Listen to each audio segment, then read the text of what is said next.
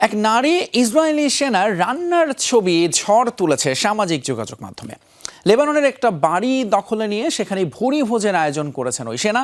লেবাননের এক সংবাদ মাধ্যমে প্রকাশ করা হয় এই ছবিটি, আর এরপরই ওঠে নিন্দার ঝড়। সমালোচকরা বলছেন ইসরায়েলি সেনাবাহিনীর বর্বরতার নিকৃষ্টতম উদাহরণ হচ্ছে এই ছবি, যা বাস্তুচ্যুত মানুষের বেদনার প্রতীক।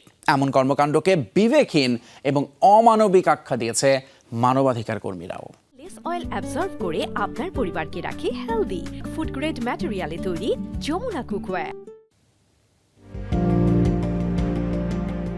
রান্নাঘরে ধোয়া উঠছে, টেবিলে সাজানো উপকরণ, আর সেখানে হাসি মুখে রান্না করছেন এক ইসরায়েলি নারী সেনা।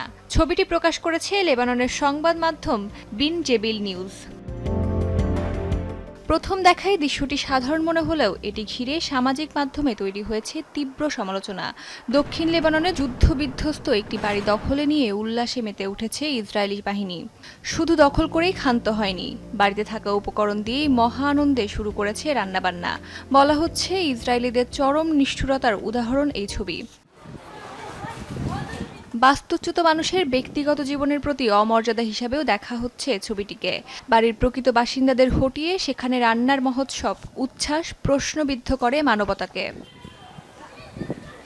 লেবাননের সাংবাদিক ও চলচ্চিত্র নির্মাতা ডায়ানা মুকাল্লেদ এই ঘটনাকে সারা বিশ্বের মানুষের প্রতি অপমান বলে উল্লেখ করেছেন। সামাজিক মাধ্যমে তিনি লেখেন, এখনও পরিবারের সদস্যদের জীবনযাপনের চিহ্ন রয়ে গেছে বাড়িতে, কিন্তু সেখানে ঢুকে সেনারা এমন আচরণ করছে যেন কোনো মালিকই নেই বাড়িটির। লেবাননের ঘটনাটিকে নাকবার সাথে তুলনা করা হচ্ছে, যখন 7 লাখের বেশি ফিলিস্তিনি নিজেদের বাড়িঘর ছেড়ে পালাতে বাধ্য হয়েছিল। সমালোচকদের মতে এই দৃশ্য তেল আবিবের বৃহত্তর বাস্তবতার প্রতিফলন। নিজেদের ভূমি থেকে উৎখাত করে তা দখল করাই আগ্রাসী ইসরায়েলের মূল উদ্দেশ্য। ইরানে যুক্তরাষ্ট্র ইসরায়েল অভিযান শুরুর পর হামলার শিকার হয় লেবাননও। তেল আবিবের আগ্রাসনে 2 মার্চ থেকে দেশটিতে প্রাণহানির শিকার হয়েছে প্রায় 2300 মানুষ, আহত 7500-এর বেশি। বাস্তুচ্যুত হয়েছে 12 লাখ বাসিন্দা। অস্মিতা বিশ্বাস, যমুনা নিউজ।